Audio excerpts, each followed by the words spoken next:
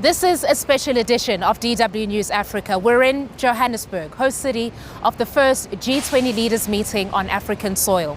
South Africa's government has declared this G20 Africa Summit, promising to raise the continent's voice on the international stage.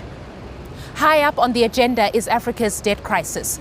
2 in 3 Africans are living in a country whose government is spending more on paying debt than on healthcare and education. We will ask South Africa's finance minister what the G20 has done to address this. And a special G20 report says inequality is one of the world's most urgent concerns. Economic justice activists tell us what governments should do to solve it.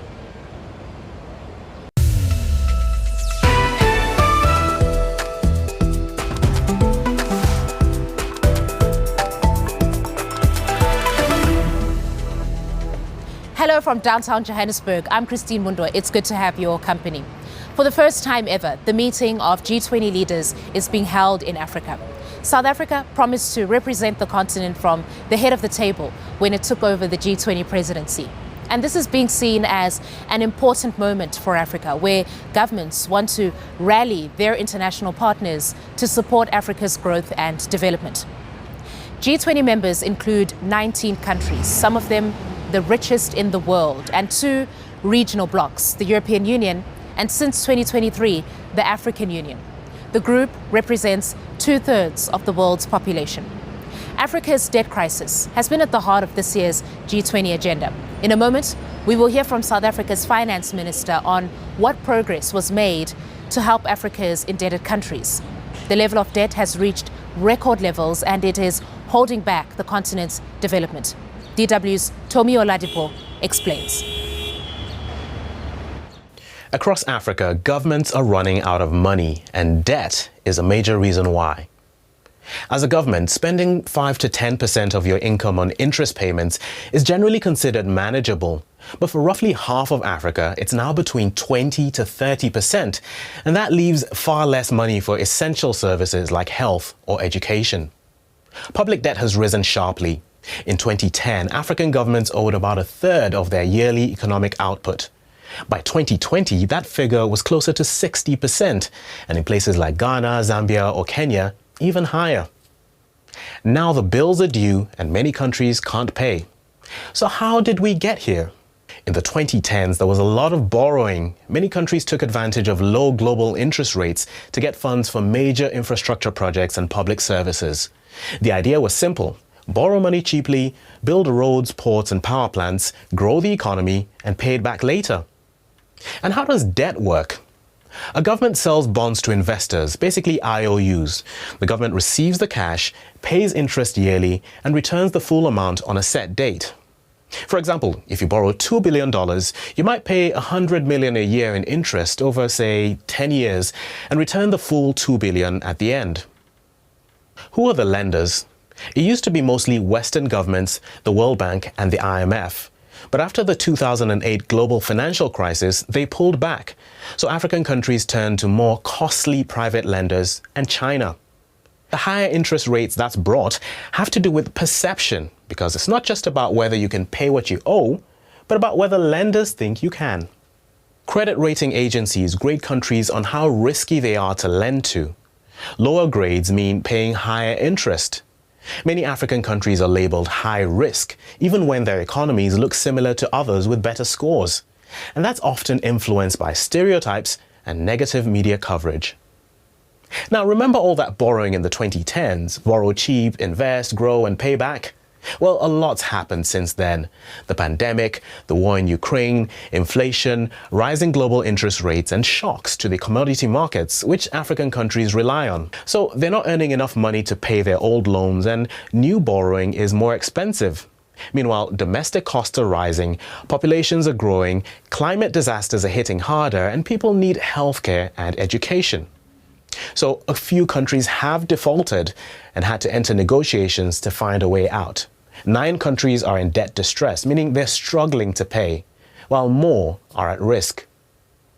So South Africa was able to, in partnership with the AU, get a G20 declaration on debt within the finance track, which was not an easy task given the current context as well. That declaration acknowledges that there is a need for urgent reform of the G20 common framework that allows, timely and effective resolution of debt challenges, not just for African countries, but for developing countries more broadly. But also what that means is being able to implement those solutions allows African countries to then open up their fiscal space to be able to channel more resources in critical sectors like education and health, where many of these countries have had to make a choice between debt service payments and meeting those development objectives. So the question isn't whether African countries can repay these debts, but what they must sacrifice to do so. I sat down with Enoch Godongwana, South Africa's finance minister. He started by giving me his assessment of the debt crisis in Africa. I also asked him what the G20 under South Africa's presidency has done to address it. Debt is a fundamental problem on the African continent, and it has been there for years. So it's a problem which undermines growth in these economies. It's also crowding out investment on social services such as education and health. People in these countries are paying more debt than paying for education and health in their own economies. So that extent of the crisis you have. And what compounds this matter is an absence of domestic capital. And therefore, people are forced to raise foreign capital at a huge cost. Right.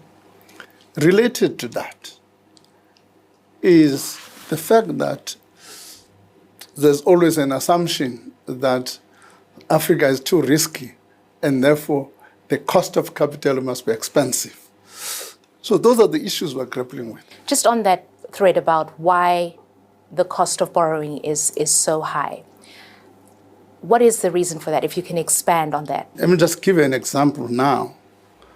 If some rating agencies have placed that in a lower grade than countries with similar fiscal metrics than us, which reflects the bias against the African continent.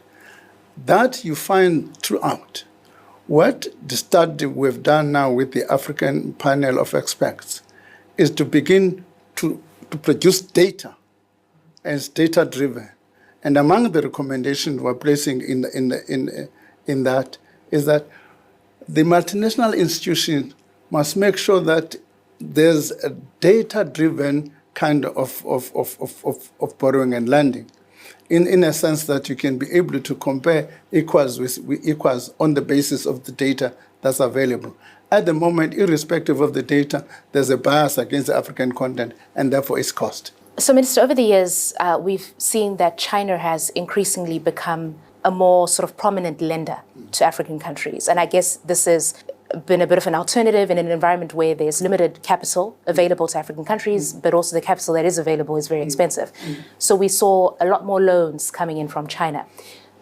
From where you sit, is this a good thing? Good and bad. Good in the sense that China is able to provide and fill the gap which the developed world have created by not investing on the African continent.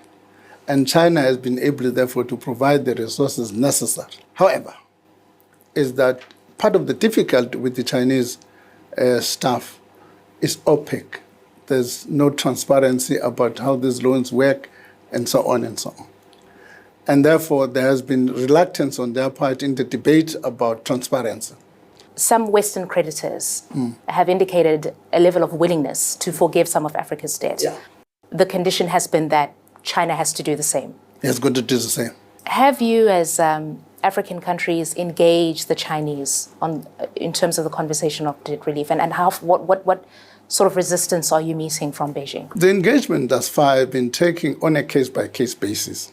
It has not been a collective endeavor to engage them. But there's also a challenge. I mean, somebody was telling me that sometimes because of our weakness, you don't want to be seen to be standing up against the big guys. in case you get isolated and penalized. So I suspect that also there's a fear factor in some of these issues. South Africa wanted to use its G20 presidency to get relief for indebted African countries. And yet, Minister, critics would say that there hasn't been any progress, right? They will say that the restructuring of the debt has been too slow, and that any reduction of the debt is too shallow. Look, there's genuine criticism. First and foremost, we agreed in the G20 on what is called an agreement called Common Framework, G20 Common Framework. That's an agreement whose intention is to facilitate debt reduction. Okay? A, it's a voluntary process for a country to come to it.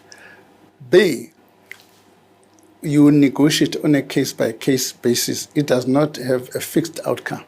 So it becomes, in that sense, more cumbersome. It takes time. It took us about 2 years to deal with the Zambian situation. So in that sense, it's a problem. So, and therefore, it's also too shallow, as you have indicated. We are urging for a different form of debt relief. First and foremost, it must not only focus on the debt, it must also focus on refinancing the existing debt on different terms. Let me just give an example. If you go to the open market and you have paid 800 basis points, and that's what you are doing in servicing your debt. But if a multinational institution comes in, refinance that debt at 300 basis points, I'm just using that as an example. What that means is that your cost of capital becomes lower. So first and foremost, that's what the panel we've created is intended to achieve, to create a negotiating environment around those things. Secondly, to create a negotiating environment against this bias that we are risking, which necessitates this higher cost of capital. So we accept that criticism, that there's still a battle to be fought inside the G20. Minister, while we're talking about the multinational or multilateral institutions, the World Bank and the IMF, these institutions are viewed with a lot of skepticism on the African continent. What kind of reform is needed within these institutions so that they serve Africa better? Here's the challenge. We need to reform these institutions in terms of representation and so on. For instance, the IMF, we only had 2 executive directors at the whole African continent, right? Sub-Saharan Africa. 2 executive directors that sit into it. We've just made a change now. We've got a 3rd chair, which is increasing our voice into, that's one form of transformation, to increase our voice in the institution. But we also have got to do our own. In other words, we've got to manage our economies better. But you can't say you're going to resolve your problem by getting handouts. We've got to manage our economies in such a manner that we don't rely on being bailed out by these institutions. Then we must fight this battle, which makes the cost of capital for us to be expensive, in such a manner that you will depend forever on borrowing. What is it going to take to liberate us, one, from this debt trap, if there is one, but also for us as a continent to secure a better deal? Liberation is a function of unity. All the structures for liberation that have been fought on the basis of unity. The dilemma we face in the African continent is that we hardly have any unified position on any issue when it comes to interacting with the global world. They've been successful in using the divide and rule strategy. I mean, a case in point, we have Israel beating up Palestine. All of a sudden, Israel pops up as an observer in the AU. How do you see that? When we can't accept Burkina Faso on the basis that they've got a military rule. You know what I mean? it is that kind of inconsistency and which makes us vulnerable, because we can't present a united face on any issue. And that makes us, in the absence of that unity, we can't present a united front. Minister Godongwana, thanks very much for your time here on DW. Thank you. Speaking ahead of the summit, South Africa's President Cyril Ramaphosa said that the burden of debt was widening inequality. And a G20 report says inequality is one of the world's most urgent concerns. As G20 host this year, South Africa has called on world leaders to set up a special panel to examine the causes of inequality and develop solutions. More than 30 years after the end of apartheid, South Africa is often referred to as the world's most unequal country. The country's economic capital, Johannesburg, epitomizes the problem of systemic imbalances. DW's Diane Hawker reports. When you live in a place like Diepsloot, shacks for homes packed tightly along poor quality roads and little prospect of getting out. A place like Thatchfield, large houses surrounded by green lawns, can seem like a distant dream. These two places are less than 15 kilometers apart in Johannesburg, but the lives lived within them are worlds apart. Richard Dube is 24. He lives in Diepsloot, and although he graduated high school, he's been having trouble finding a job and making ends meet. Recently, he started doing woodwork to try to make some money, but it's difficult to find new customers in Diepsloot. Well, it's been really tough, maybe that's the reason why, we can't have, those opportunities, because some people are scared to come here because they think that Diepsloot is very dangerous, but which is not true. John Tavengwa is Dube's uncle. After seeing how his nephew and other young residents were struggling to get jobs, he decided to do something. Using recycled building materials, members of the Bambanani Rainbow Skills Development Organization are trying to create a center where they can turn local fortunes around. We can give them skills like mechanical skills, carpentry skills, farming, building skills. And there is a lot of skills that we can bring up to teach the communities, so that we can fight this inequality. But when this is your home, where the schools are underfunded, healthcare is difficult to access, and there are few jobs available, the route to a better future can seem blocked by everything around you. It's a problem recognized by important thinkers. Joseph Stiglitz is a Nobel laureate economist. He heads the G20 inequality panel.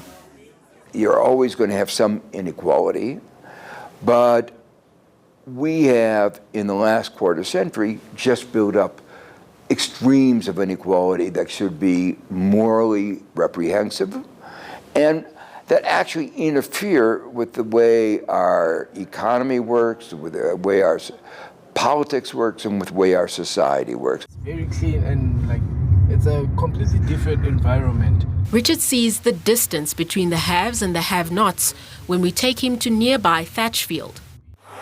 So when you look at an area like this, do you think that the people that live here actually know what your experience is like in Diepsloot? Yeah, truly speaking, I think they know the conditions, but they don't really care because they don't stay there, If they come where we come from, they would understand and they'd try to help us in some sort of way.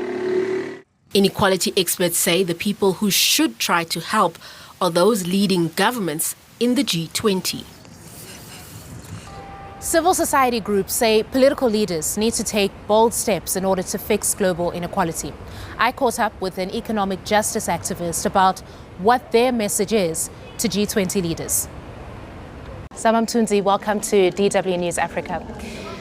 You are a South African national, and this country is often referred to as the most unequal country in the world. Give us a sense of what the lived experience for South Africans is in a country where there's such vast inequality. I mean, it's quite difficult. We live in a country where, inequality and wealth is just separated by a street. you grow up on one side as, the shanty towns, and the other side is the lofty suburbs, and that has caused a lot of violence, and that's why South Africa then matches that with the highest levels of violence against women, high levels of crime, high levels of killings that are coming from the socio-economic formation that we find ourselves in this country, and it continues to be perpetuated, and the patterns of apartheid still live with us today.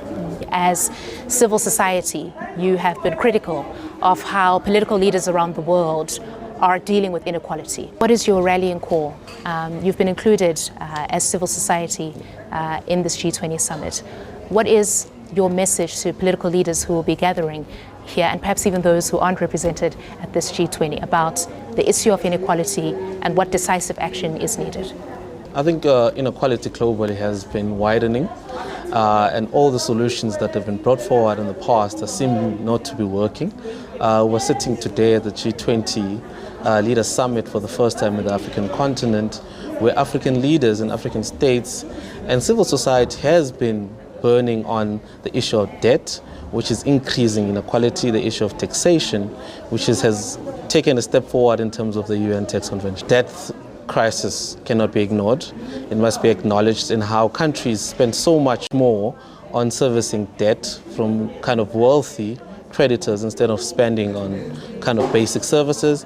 And we've seen how, African countries and lower income countries, over 54 countries now in a debt crisis, they spend more on repaying loans instead of paying for health services and education. 50% of those are paying double in payments on debt more than actually on national developmental programs. So now countries have to sacrifice human rights, have to sacrifice sustainable development goals that have gone off track because countries are stuck at a point of repaying debts.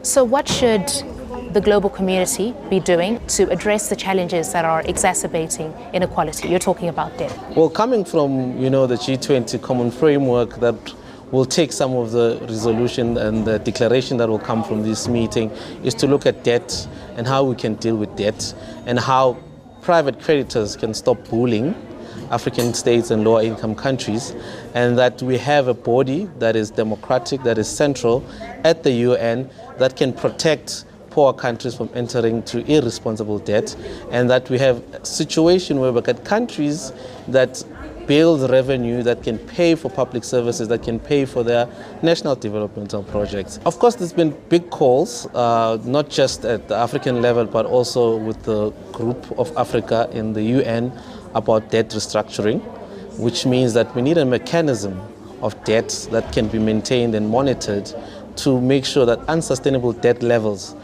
don't get into critical forms that we find ourselves in now. We have a process now happening in the UN offices in Nairobi, Kenya, whereby there's universal and global tax laws that are negotiated to enter a body that is representative, to enter a body that will help defend African states from exploitation. So the debt crisis that we find ourselves in also needs debt cancellations. We're at a level where we go back to the 2000s, the Jubilee year, whereby tax cancellations had to be done. Otherwise, countries were reaching financial crisis that we couldn't live with. What bold steps do political leaders need to take to make sure that we have a more equitable world to deal with inequality? We are hoping that the UN Tax Conventions take on the issue of illicit financial flows, which takes much of the wealth out of the continent and lower income countries. And we think that those two issues are quite critical in terms of speaking of any kind of national development, international development with regards to the African continent. People talk of Africa being in a debt trap or in a vicious cycle of poverty. Are you optimistic about the continent's prospects if the right policies are put in place, or do you feel that perhaps this isn't getting the attention that it deserves and likely not to improve? Well, what we're seeing now is that the financial crisis is showing itself around the world. The young people, the Gen Z protests that are spreading around. We had the huge protest in Kenya against the finance bill, and young people are trying to break away from the system that is holding them back within an exclusive socio-economic status. So we're hoping as young people that we don't only push from within, we push from outside in terms of pressuring governments and people who hold power to take the issues seriously. We still have, African countries that are stuck into these kind of high interest rate loans that have small time frames, and they are stuck in this loop of having to service debt instead of kind of like financing the socio-economic development. So we are at a point that we need to break those and be able to give countries a little bit of room to breathe, to be able to contribute to socio-economic development. Otherwise, if countries are still locked into these agreements, which are driven by private banks mostly, that are motivated by profit first, we'll find ourselves in a situation whereby we can't speak on social development without resolving the debt. Samam Tunzi, thanks very much for your time. Thank you. That's where we'll leave it for this special edition of DW News Africa. I'll see you next time. Bye-bye.